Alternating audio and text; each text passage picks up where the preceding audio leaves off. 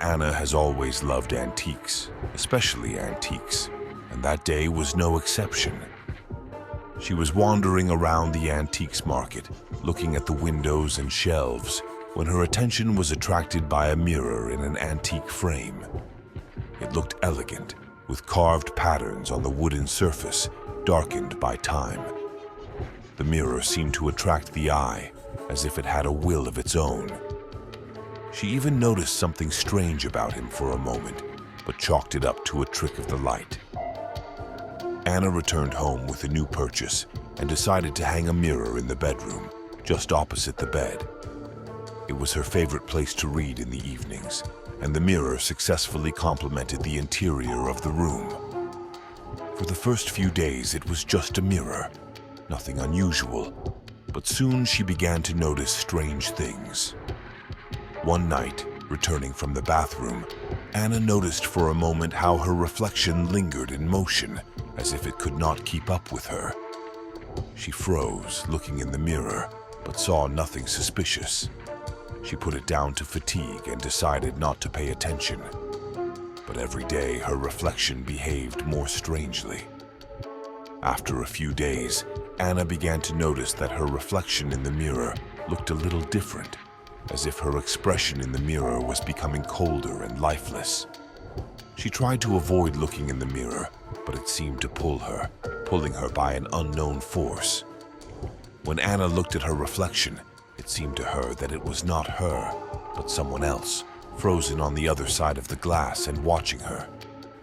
One night, Anna felt a slight breeze wake her up, as if someone had walked around the room. She opened her eyes and saw that the mirror was shining strangely, although the room was dark. At first, she thought it was a trick of the moonlight, but after looking closer, she realized that the light was coming from inside the mirror. She cautiously moved closer, trying to see what was going on. Suddenly, her reflection changed. It looked at her with icy malice, and then smiled a gloomy, almost mocking smile. Anna recoiled, feeling a wave of horror sweep over her. It wasn't just a reflection. It was someone else whose gaze pierced through her. The next day, Anna decided to take the mirror back to the market, but to her horror, it turned out to be too heavy to lift it. Although, when she bought it, the mirror was light. Anna felt panic creeping over her. She tried to find an explanation, but her mind seemed to tell her that there was no logic in it. From that moment on, the nightmares began. She dreamed that she was locked inside a mirror, and her reflection was walking around the room, living her life. She saw the reflection smiling, coming up to her bedroom and watching her in her sleep. When Anna woke up, she was surrounded by a sticky silence, and the mirror seemed to attract her, forcing her to look into its depths again and again. One morning, she saw a scratch in the mirror, as if someone from inside was trying to get out. Every time she entered the bedroom, her gaze involuntarily clung to this mirror, to each new trace, to the increasingly distorted face on the other side of the glass. She could no longer figure out where her own reflection ended, and something else began. A few days passed, and Anna realized that something creepy had entered her life. She tried to ignore the mirror, but every time she passed it, she felt its cold, sticky gaze. Anna noticed that her reflection was becoming more and more frightening. It seemed that her reflection was aging, losing vitality, while her own face remained the same. One night she woke up again to the feeling that someone was watching her. She looked at the mirror. Her reflection was standing and looking directly at her, although Anna herself was lying in bed. Terrified, she turned on the light, but the reflection disappeared, and everything looked as usual. She felt a chill in her chest. Her heart was pounding wildly. It was clear to her that something was wrong with the mirror, but her mind refused to accept it. A few days later, Anna tried to call the master again to pick up the mirror, but all attempts were in vain. Either the master did not answer, or somehow her calls disappeared. The mirror seemed to magnetize her, not allowing her to get rid of it. Meanwhile, Anna's daily life began to turn into a nightmare. One day, she noticed how her reflection did not repeat her movements. At first, there were slight deviations, as if something was flashing in the corners of her eyes. But over time, it became clear that her reflection was behaving independently. It raised its hand a fraction of a second later, then held its gaze, looking at her with cold cruelty. One day, she noticed how her reflection raised her hand and slowly ran her fingers along the glass on the other side, as if checking the boundary separating it from the world. The reflection's palm froze, resting against the glass, and then something unimaginably evil and creepy flashed in the eyes of her double. Anna could not sleep and began to see her reflection in every glass, every mirror, even in the reflection of the window. She felt her mind gradually giving up under the onslaught of terror. One night, when she could no longer resist sleep, she had a nightmare in which her reflection burst out of the mirror and grabbed her hand. When she woke up, her wrist hurt, and there were red marks on her skin, as if she had actually been held. Horrified, Anna jumped up and rushed to the mirror to throw it out of the house once and for all. But when she entered the bedroom, she froze.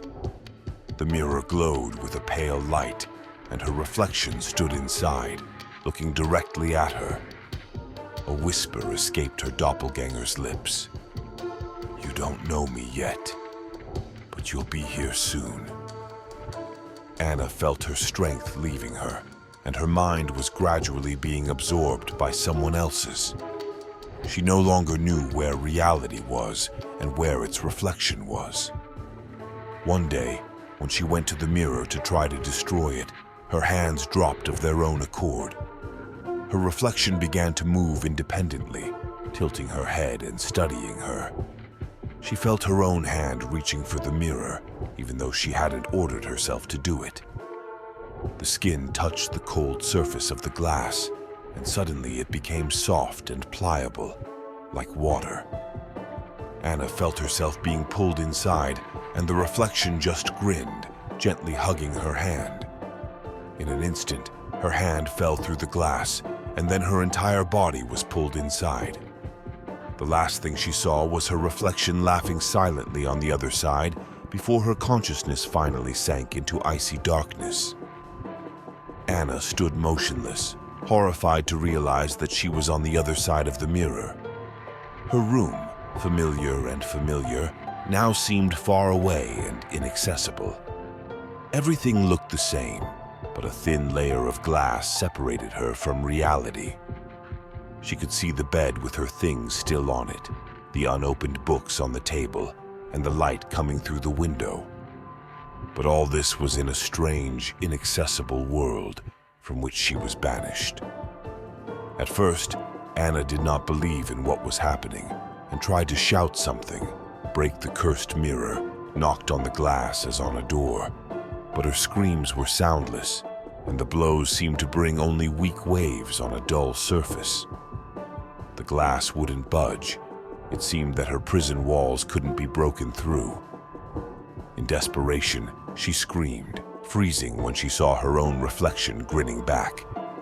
Her doppelganger watched her torment with indifference and contempt, sometimes barely noticeably grinning, as if enjoying her helplessness.